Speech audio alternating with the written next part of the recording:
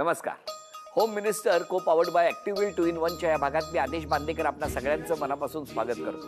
बरं, आता ज्या कुटुंबाला आपण भेटणार आहोत त्या कुटुंबात आपण म्हणायला म्हणतो की ती निर्जीव आहे, पण त्यामध्ये सजीव आत्मा घालण्याचं काम या कुटुंबाने कायम केलेलं आहे. आज आपण त्या माऊलीला भेटणार आहोत, त्या माऊलीचा सन्मान करणार आहोत. अपर्णा रामदास पाध्ये. नमस्कार माऊली. नमस्कार. नमस्कार रामदासजी. आणि अर्थात कुटुंबालाही नमस्कार. नमस्कार. नमस्कार. नमस्कार. नमस्कार. अहो, माझा सन्मान आहे म्हणजे ह्यांचा सन्मान आहे. ऍक्च्युली कसं आहे माहितीये का? काय रे ससोबा काय? म्हणजे मी ह्याच्या तालावर नाचतोय, पण ऍक्च्युली सगळे होम मिनिस्टरच्या तालावर नाचत असतात. मग ससोबा मला सांग. मला तुझ्याशीच बोलायचंय. बोला. तू मला सांग. तुमचा आदेश आहे तर बोलणार. अरे वा, किती मस्त. येस. तर मग मला सांग की बाबा, आता तुम्ही तर म्हणालात की सगळे होम मिनिस्टरच्या तालावर नाचतायत, बरोबर. पण आता इतकी वर्ष त्या घरात त्या कुटुंबाचे सदस्य म्हणून तुम्ही या पाध्ये कुटुंबात राहत आहात. मग मला सांगा, इकडे कुणाचं जास्त चालतं? आता खरं सांगू की खोटं सांगू?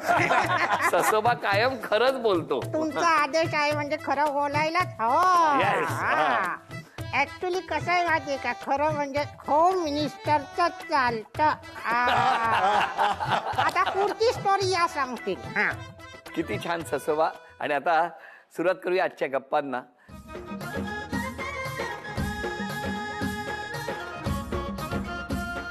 बरं, बालपण कुठलं?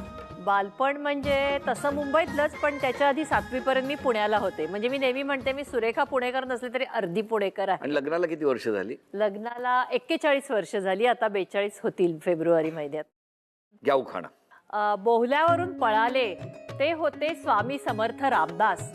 पाध्येंचे रामदास मात्र झाले माझे कायमचे दास. अरे वा. या माऊलीचं नाव घ्या तुम्ही पण. अर्धवटराव आवडाबाईची जमली जोडी न्यारी. अपर्णाचा स्वयंपाक मात्र लय लय भारी. अरे वा. खरं आहे ना हे? खरं आहे ना? खरंय. ह्याच्यात खोटेपणा काही नाहीये. नाही. आणि तुम्हाला सांगू, ते खरं आहे. आणि म्हणून ते बघा ना, किती आज प्रसन्न दिसत आहे. आता जेवायला खरं आहे. म्हणजे मला यांचं सांबार खूप आवडतं. खूप छान. म्हणजे खरंच सांबार खूप छान करते. इडली आणि साऊथ इंडियन डिशेस आई एकदम छान करते. पावभाजी आई खूप छान करते. आता आपल्या या कार्यक्रमाच्या प्रथेप्रमाणे या सगळ्यांची ओळख करून द्यायची आहे तुम्हाला. हा माझा मोठा मुलगा सत्यजित पाध्ये. त्याच्यानंतर ही त्याची पत्नी म्हणजे माझी सून रुजुता पाध्ये. नमस्कार. आणि ही आमची छोटीशी नात नीवा पाध्ये. अरे वा. ससोबाचा चेहरा पडलाय, तुम्ही त्याची नाही ओळख? अरे बापरे, सॉरी ससोबा. हे आमचे ससोबा आजोबा. नमस्कार. म्हणजे ऍक्च्युली जो ससोबा आहे त्याचा मी मुलगा. आमचा जो मोठा ससोबा आहे त्याचा हा मुलगा. अरे वा. आई बाबा काय करायचं?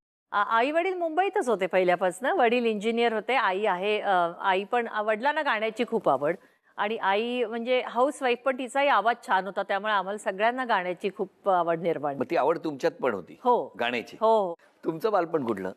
माझं मुंबईतलंच बालपण. कुठे? दादरला. आणि तिथेच लहानपणी मी सर्वात लहान घरात. 2 भाऊ मोठे, राजेंद्र आणि बाळ, आणि माझी बहीण उषा, आणि आई वडील. आई अतिशय साधी स्वभावाची होती. वडील 1933-34 पासून ते जादूचे प्रयोग करायचे. हो, बरं. आणि जादूचे प्रयोग करता करता एक दिवस त्यांनी परदेशातून कोण सोल्जर आला होता, त्याच्या बाहुल्यांचे खेळ बघितले आणि ते म्हणाले आपण पण हे करायला पाहिजे. आणि मग परदेशातून पुस्तकं आणली आणि त्याच्यावर होळीची सोंग त्या काळी वडील म्हणत, मला माहिती नाही, ते कागदाची असायची, त्याच्यावर घेऊन कार्यक्रम केले. आणि नंतर त्यांनी परदेशातून पहिली बाहुली आणली. तिचं सगळं भारतीयकरण केलं आणि तिचं नाव ठेवलं अर्धवटराव. बाबांनी केलेलं आहे. बाबा हे म्हणजे साधारण 36-37 साली अर्धवटरावचा जन्म झाला असं तुम्ही म्हणू शकाल. 1916 साली 1916 पहिल्यांदी झालं. त्याच्या अगोदर चक्रम शास्त्री आणि दंडी काका अशी त्यांच्या छोट्या तोंडांची नावं होती. बरं. अर्धवटराव झाला आणि मग काही दिवसांनी त्यांना असं वाटलं बिचारा एकटाच अर्धवटराव आहे, त्याला कोणतरी साथीदार पाहिजे. होम मिनिस्टर पाहिजे. दुसरी बावली मागवली परदेशातून बाईची आणि तिचं नामकरण केलं आवडाबाई. काय बात आहे. आणि नंतर ते दोघंच आहेत म्हटल्यावर त्यांना मुलं पण पाहिजेत, हो. म्हणून आणखीन दोघं मागवले आणि त्यांचं नामकरण केलं शामू आणि गंपू. अरे वा. ही त्या काळची गोष्ट आहे. आणि त्या काळी त्यांनी फॅमिली प्लॅनिंग हा शब्द देखील लोकांना माहिती नव्हता की अस्तित्वातच नव्हता. त्या काळी त्यांनी असा मेसेज लोकांना दिला, संदेश दिला की छोटं कुटुंब आपलं सुखी कुटुंब. आणि मग ते कार्यक्रम करायला लागले. तुमचं बालपण सगळं दादरमध्येच गेलं? हो. शाळा कुठली? छबिलदास. आणि नंतर ते झाल्यावर मग कॉलेज. त्याच्या आधी सांगायचं की वडील प्रॅक्टिस करायचे आरशासमोर कार्यक्रमापूर्वी. तर मी 5 किंवा 6 वर्षाचा असेल त्यावेळेला, आणि मी बघत बसायचो. आणि एक दिवस वडील असं काहीतरी बावली ठेवली अर्धवटराव आणि आत गेले कामाला, आणि मी त्याच्याशी बोलायचा प्रयत्न केला अर्धवटरावशी. तो कशाशी माझ्याशी बोलणारच नाही. तेवढ्यात वडील आले. तर म्हणा काय झालं? विचारलं माझ्याशी बोलत नाही, तुमच्याशी बोलतो. तुझ्याशी बोलायला पाहिजे, मग मी उद्यापासून सांगतो तसं ऐकायचं. आणि वयाच्या 6व्या वर्षी मी शब्दभ्रम ही कला शिकायला सुरुवात केली. आणि 11 वर्ष मी ती कला शिकत होतो. आणि म्हणजे पहिल्या प्रयोगाचं मला सांगावंसं वाटतं, प्रमोद नवलकरांचा प्रोग्राम होता. त्यांचा वडिलांचा कार्यक्रम ठेवला आणि त्या कार्यक्रमात मी 5 मिनिटाचा कार्यक्रम केला. आणि ते साल होतं 1 मे 1967. मी केला. लोक हसली आणि टाळ्या दिल्या, कारण हा त्यांचा मुलगा आहे असं एक वडिलांना वाटलं. मी सांगितलं माझा कार्यक्रम खूप छान झाला. तो म्हणाला छान झाला नाही, सुरुवात आहे, अजून तुला खूप पल्ला गाठायचा आहे. पण एक गोष्ट मला कळली की आता माझा अर्धवटराव कायमचा बोलत राहील असं सांगितलं. आणि माझ्या दुर्दैवाने 1 आठवड्यानी 8 मे 1967 रोजी वडिलांचं हृदयविकाराने निधन झालं. अरे बापरे. आणि माझा प्रवास सुरू झाला. क्या बात आहे. आजही मला मी आता 10,000च्या आसपास कार्यक्रम केले 67 सालानंतर.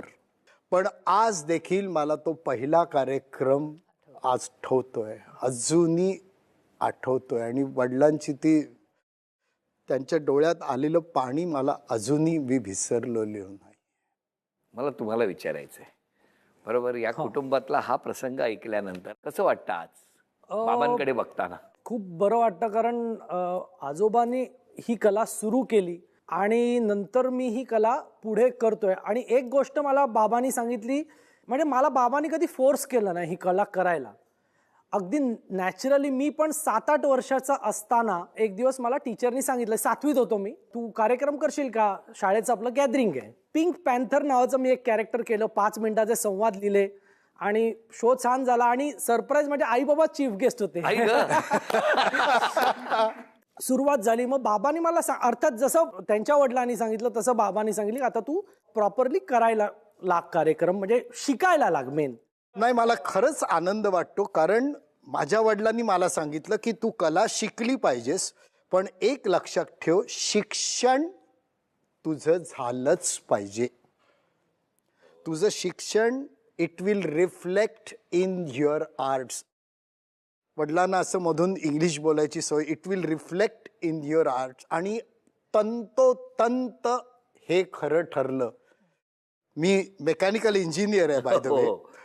तर इंजिनिअरिंगचा उपयोग मी बाहुल्यांच्यात केला. बनवण्यासाठी होतं बनवण्यासाठी तसंच मी सत्यजितला सांगितलं की तू ही कला शिक, पण तुझं शिक्षण महत्वाचं आहे. आणि मला सांगायला आनंद वाटतो की तो CA झालेला आहे.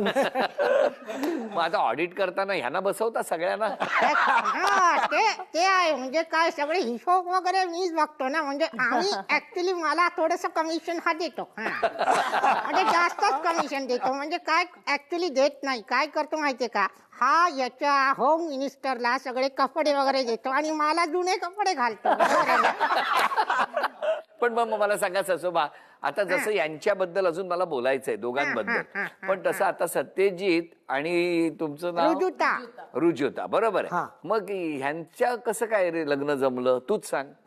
काय सांगू माहितीये का, म्हणजे ऍक्च्युली अरेंज मॅरेज आहे या दोघांचं. अरेंज मॅरेज आहे. अरेंज केलेलं मॅरेज आहे ना? अरेंज केलेलं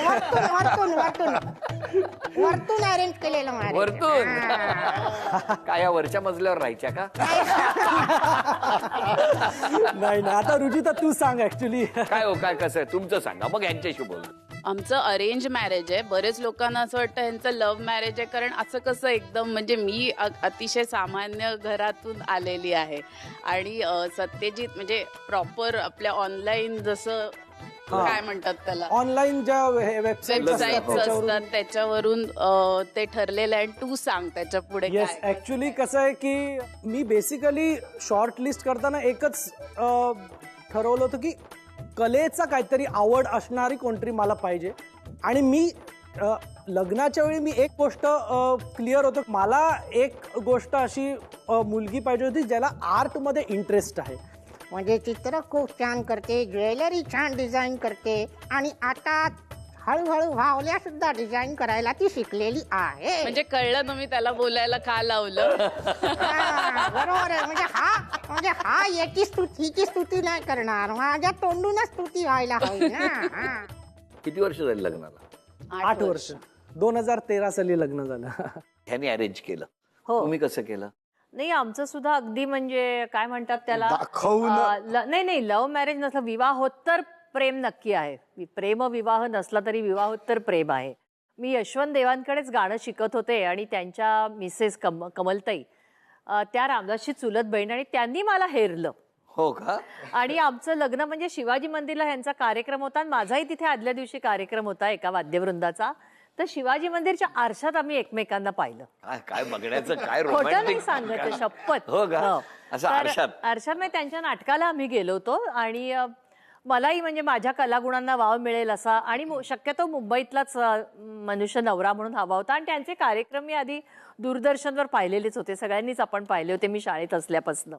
तर मला असं वाटलं की त्यांचं घर आणि एकूण त्यांचा स्वभाव, त्यांची कला याच्याशी माझे थोडेसे जे काही माझ्यात थोडेफार कलागुण आहेत ते जुळणारे आहेत. तर म्हणून मग म्हणजे अगदी चक्क ठरवूनच झालं, पण थोडंसं वेगळ्या पद्धतीने. पण मग मला सांगा, ते आरशातलं जे काही बघणं होतं त्यानंतर सुरुवात तिकडनंच झाली का? त्याच हो, म्हणजे मी आई बाबा आम्ही त्यांच्या कार्यक्रमाला गेलो होतो आणि मग म्हणजे त्याच्यासाठीच त्यांनी घडवून आणलं होतं सगळं ते. आमचा शिवाजी मंदिरला कार्यक्रम होता. कार्यक्रम म्हणजे नाटक होतं, यशवंत देवानीत लिहिलेलं या चिमण्यांनो या. बाहुल्यांच्यावर 25 का 30 बाहुल्या त्यावेळी पहिल्यांदा रंगमंचावर आणल्या भारतात. अरे वा. तर तो कार्यक्रम चालू होता आणि मी मधल्या इंटरव्हलला पुढलं तयारी करत होतो, मेकअप. तेवढ्यात मला ही मागून दिसली आणि 2 मिनिटं आणि म्हणजे तसं ठरलं. मग म्हणजे असं म्हणतात की घंटा वाजली, घंटा वाजली, बेल अगदी परफेक्ट. असं म्हणतात की लग्नाच्या गाठी स्वर्गात पडतात, पण इथे चक्क देवांनीच आमचं लग्न. अरे वा, अजून काय पाहिजे. घरात कोण जास्त बोलतं? म्हणजे आत्ता का पहिल्यांदी? नाही. अच्छा, फरक पडतो असं म्हणजे. हो का? म्हणजे तुमचं म्हणणं फरक पडला? काय 40 वर्षातला कशा टप्प्याने? नाही, काय माहितीये का, म्हणजे मी बाहुल्यांच्या बरोबर बोलतो, विनोदी बोलतो, सारखा क्षणाक्षणाला विनोद करतो, तर लोकांना वाटतं हा फार विनोदी असेल आणि घरात पण असंच बोलत असेल. पण मी घरात अतिशय कमी बोलतो. का मिळत नाही बोलायला संधी? काय हो, असं म्हणतायत ते, तुम्ही सांगा. आदेजी, आता ह्या सगळ्या हा सूर हा होम मिनिस्टर रिअल हा होम मिनिस्टर आहे. बरोबर आहे. ही. चांग नाही नाही बोलायला म्हणजे त्यांचा स्वभाव मुळात तसा खूप थोडासा इंट्रोवर्ट, थोडासा अबोल आहे. बाहेर लोकांना वाटतं हे सॉलिड विनोद करताना घरी सारखे बायकोला हसवत असतील, तर असं काही नाहीये. म्हणजे रडवत पण नाही, पण म्हणजे सतत ते त्यांच्या डोक्यात सारखे बावल्यांचेच विचार असतात. नाही, पण मला सांगा, लग्न जेव्हा झालं तुमचं ते कुठे झालं? दादरला वनिता समाजमध्ये. तुम्ही मग लग्नानंतर जेव्हा फिरायला कुठे गेला असाल, ते गेला होता का? हो हा जायचो आम्ही. बँगलोरला गेलो होतो. बँगलोरला. मग तेव्हा सुद्धा बाहुला होता सोबत? ह्यांनी ठेवला होता बॅगेत, पण मी तो काढून टाकला.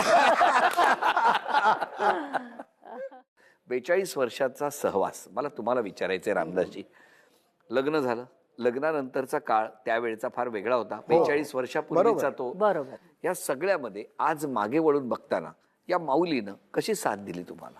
नाही, काय खरं, अगदी खरं मनापासून सांगतो ना, मी जी ही कला सुरू केली आणि आज 53 वर्ष मी करतोय, त्याचं कारण एकच, घरातला पाठिंबा. आणि आज म्हणून मी थोडीशी प्रगती करू शकलो. आम्ही खरोखरचे नवरा बायको आणि बाहुल्यातले नवरा बायको याचं करायला सुरुवात केली आणि ते इंग्लिश हिंदीमध्ये केले. आमच्या दोघांचे कार्यक्रम एकाच वेळी करून जवळजवळ प्रत्येक असं अगदी अंडरलाईन प्रत्येक व्हरायटी शोमध्ये आम्ही असायचो. पण अपर्णाला मनापासून आवड आहे म्हणून हे शक्य झालं.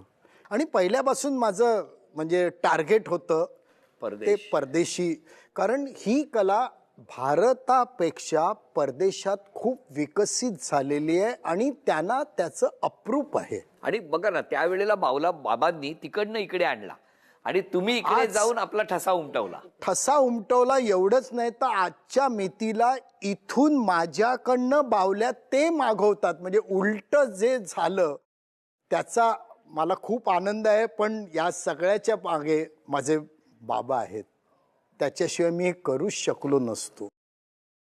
या गप्पा कधी संपू नये अशाच. पण आता या भागाची सांगता करत असताना झी मराठीकडून सन्मान करणार आहोत रामदासजींना.